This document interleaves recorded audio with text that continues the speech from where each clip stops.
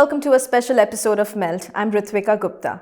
It's been a whole calendar year since COVID-19 became the new reality for the entire world, bringing with it unprecedented change and forcing brands and companies to adapt to the changing times.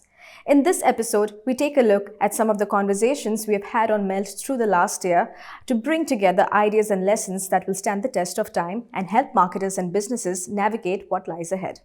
India went into lockdown on 23rd March 2020, forcing brands to reevaluate strategies for their products, services, and most importantly, their stakeholders. CEOs had their work cut out for them, not just to ensure the safety of their employees, but also to navigate the sudden choppy waters their businesses had to face. The companies that weathered the storm, like Nestle India, Pidilite Industries, and Asian Paints, were the ones that took an empathetic approach to leadership and understood how to balance short-term needs with long-term goals. The pandemic is a completely different animal. We don't know when it will end. People say, yes, we'll get the vaccine and we'll get the cure and all that, but we don't know when that's going to happen. And we certainly do not know what will be the deeper consequences on economy, on society, on the way in which people interact during this entire interregnum. So what are we left with as human beings? We are not left with rule books, we are not left with standard operating procedures, but we are left with a human-to-human contact as being the only way forward to navigate this dark tunnel and to navigate us from point A to point B. And that is why empathy is so important in leadership. You can be calm and collected and still not be empathetic. But you can be calm and collected and still feel a lot of empathy, which means that you have to genuinely feel for fellow humans.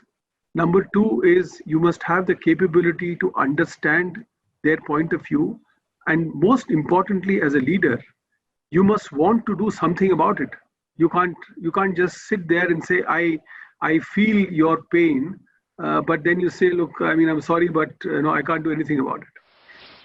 For any organization, people are the essence. And today, the DNA of any organization comes from the people who work within the organization.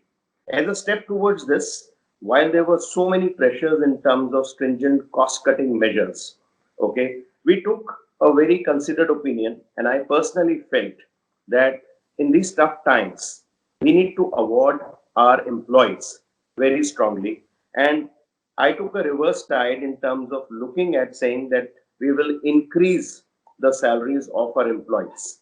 I can tell you this step in terms of ensuring that the salaries for each and every employee got increased was a step which got a certain exhilaration into the organization.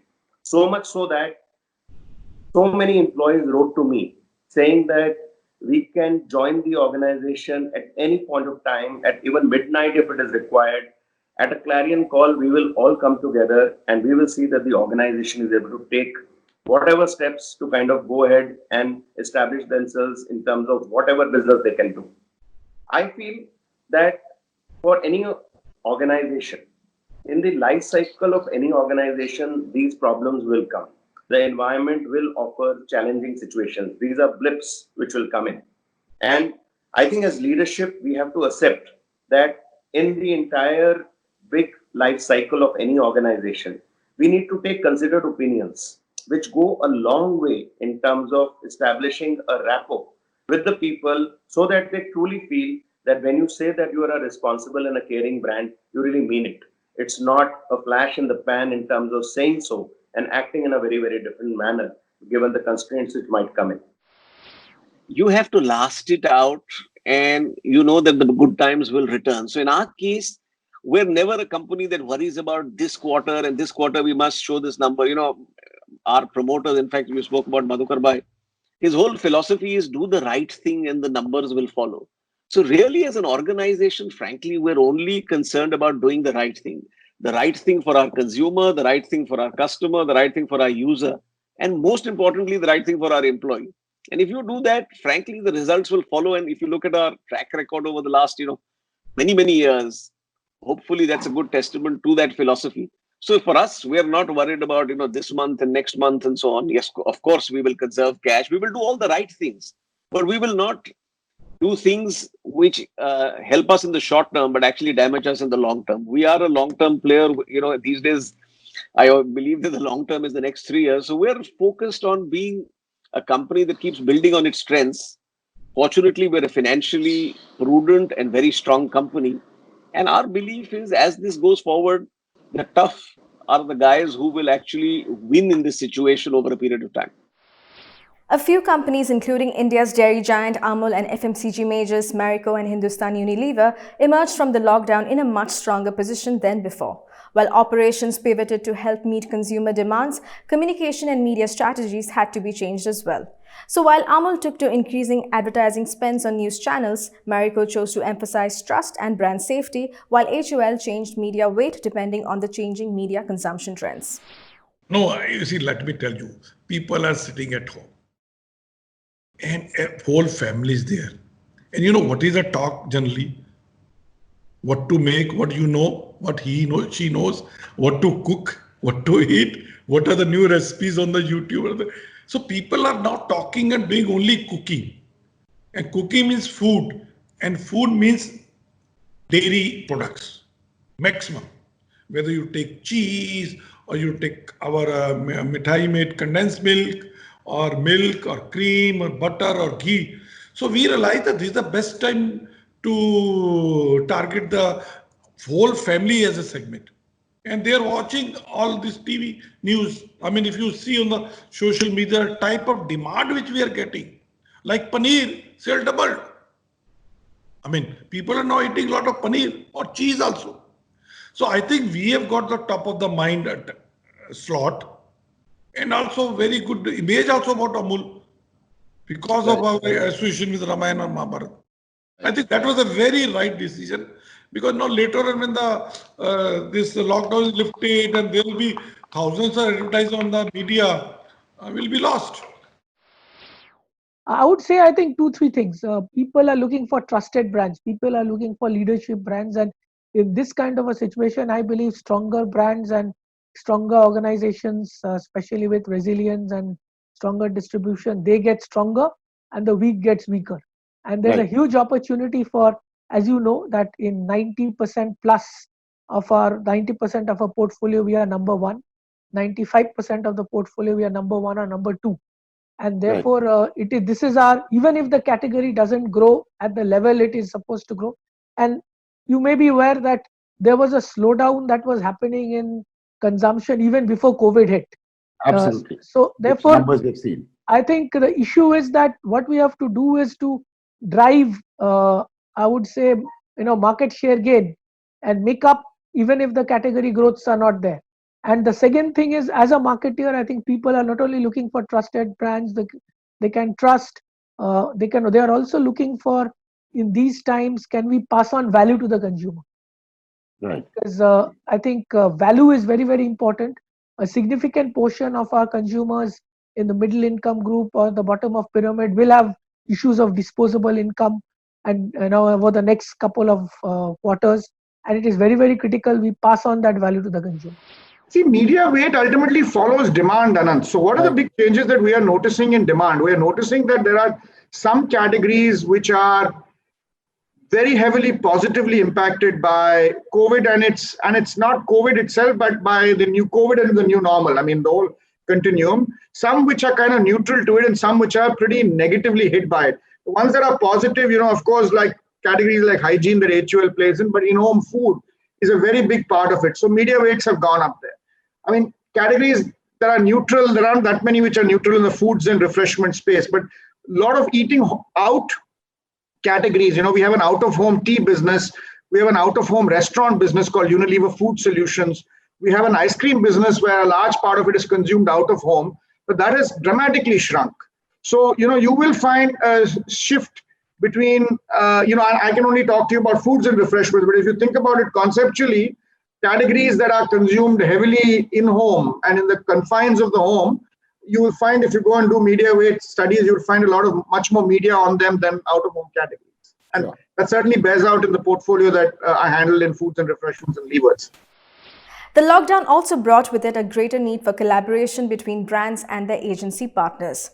Here's how two companies, ITC Limited and Restaurant Brands International, fostered a creative culture that helped create relevant, timely, and quick communication. We are as strong as our partners because you're as strong as your weakest link. So the relationships have been built with a lot of a lot of work done by both sides. These are invaluable and these can't be replaced. And I think before you ask this question, I never thought about it. You take it for granted, right? I think both sides take for granted is there is a relationship where we can do things, we can experiment, we can go for it, we can go wrong. But it is our brand, and the understanding. I think one thing also helps is because when you work on a brand for a long time, there is a continuity as far as brand is concerned. So I don't have to explain to my agencies whether it is Ogilvy, whether it's a JWT, whether it's a Taproot, what my brand is. They know my brand as much as I know it. So we might have difference of opinion on what we have to do on this particular project, but having a common shared sense of what the brand is, you are able to produce stuff very, very quickly. I think that two characteristics that help us here on Restaurant Brands International are first, I think we are very nimble and fast.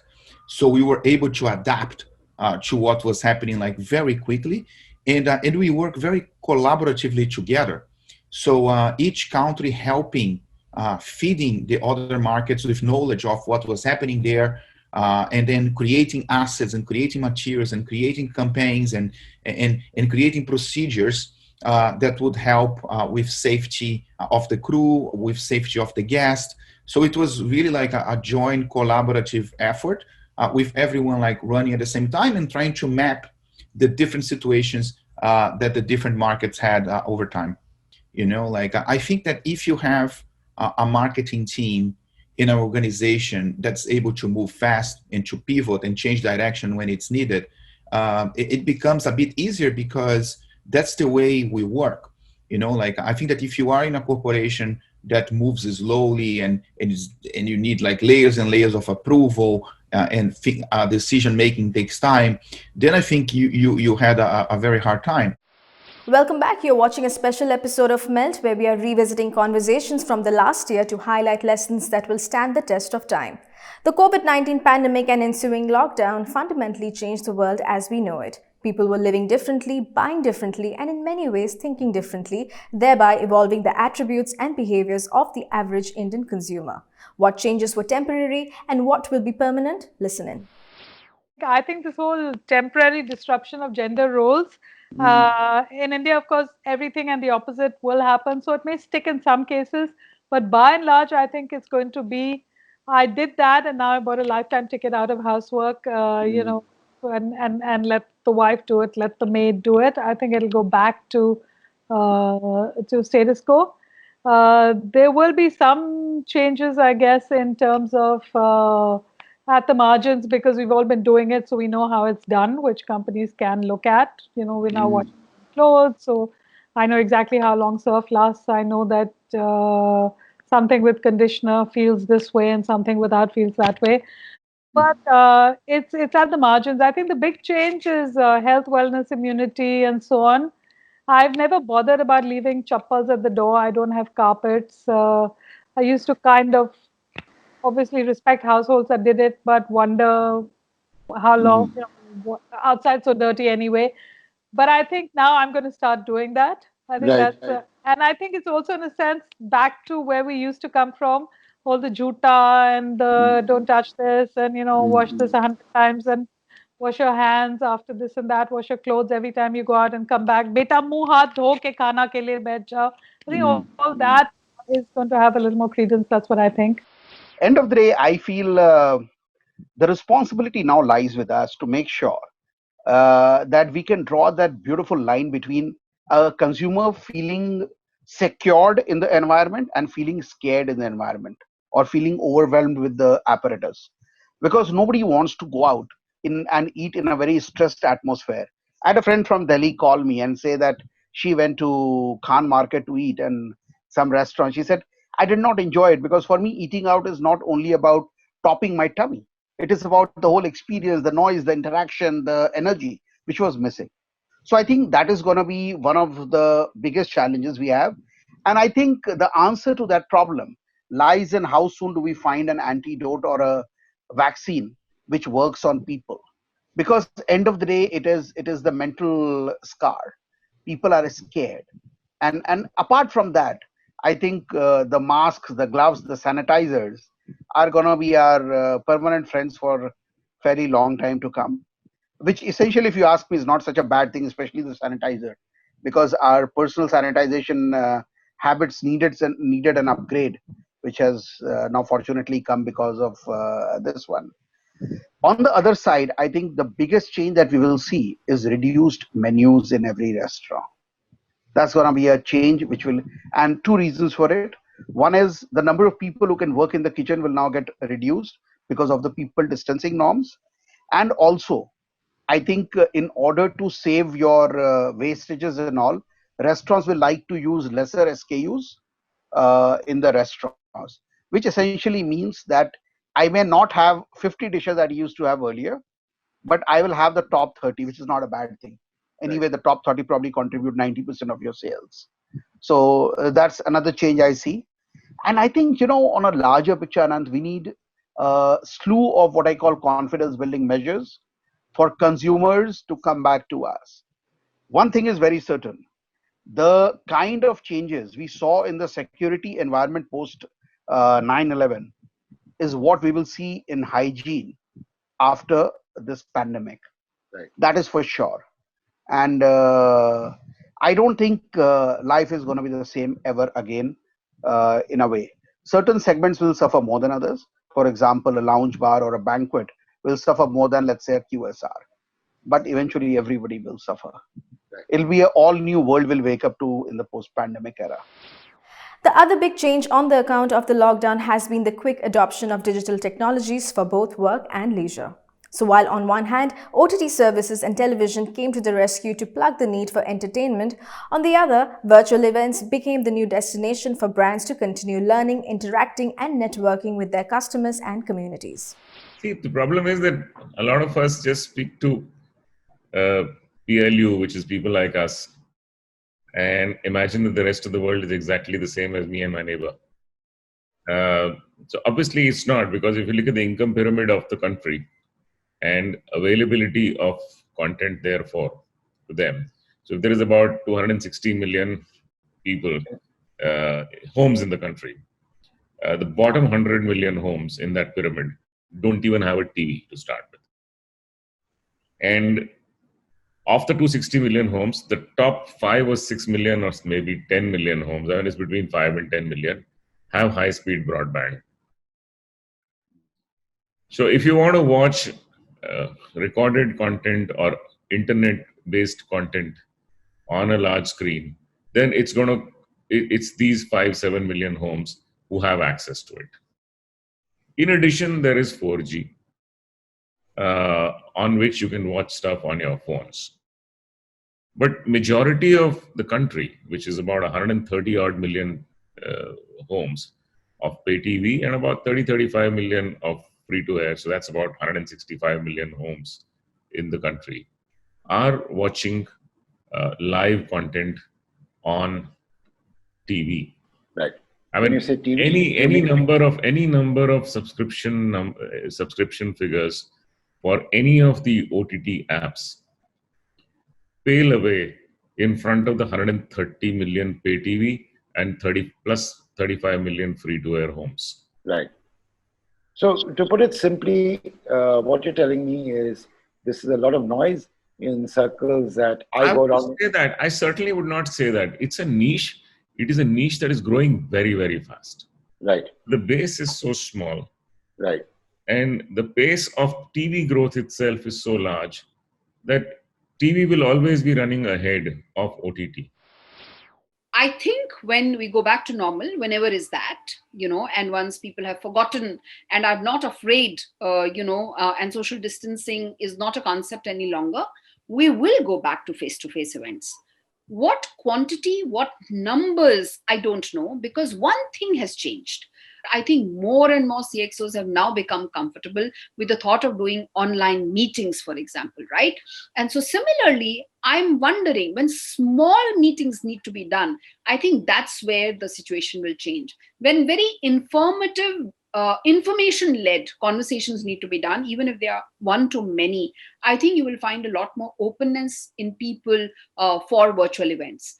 When a global event needs to be done, not everybody would always think of traveling now is, where I'm coming from. Where the water will find its level, I don't know. But I don't think we're going back to completely being 100% face-to-face events, like we used to earlier. The new year has brought with it a glimmer of hope for the future. Vaccination drives have begun, and though the challenges as a result of the pandemic continue to evolve, there's a hint of optimism in the air as well. Listen into the prognosis for India and its economy in 2021 and what Indian brands need to do in order to continue making a mark in the global economy. I always have been a raging bull about India, and I continue to be. I think Prime Minister Modi has done a tremendous job of positioning India on the world stage. And, you see the projections that China by 2028 will be the largest economy in the world. And India will be coming up fast behind China as one of the most dominant economies in the world. Certainly from a population basis, it will surpass China in a few years. And I think inevitably, India will become even more and more important on a world stage. It will become one of the leading economies in the world, rivaling the USA and China in due course. So for us, it's really important. And I think in a world context, it will become important. In 2021, I see India rebounding. To me, Brand India is a great shame. The reality of Brand India is it's down with China and Mexico like this. To me, it shouldn't. It should be ahead. It should be more similar to the US. Deeply advanced in a technology sense, deeply humanitarian and intellectual. And so, we need to fix that. The second is, I also think that Indian brands on beyond sort of the IT services are relatively unknown. You've got the eco car of the future, perhaps, in being built in India. Most people don't know that. And so it really has to come. I mean, I heard Mr. Modi speak to the World Economic Forum, and he was damn persuasive, but we just don't see it enough. Our media more covers China and Western Europe. And so I just can give you the American view. I mean, India has to work harder to get its stories across and get its business heroes, particularly from the manufacturing side, out there. With that, it's a wrap on this special episode of Melt. We hope you enjoyed revisiting these conversations. And yes, you can revisit all of them at any time. Our archives are available on readytomelt.com. Do remember to follow us on social media. We are at Ready to Melt to keep track of all that's happening in the world of marketing and communications. I shall see you next week. Goodbye.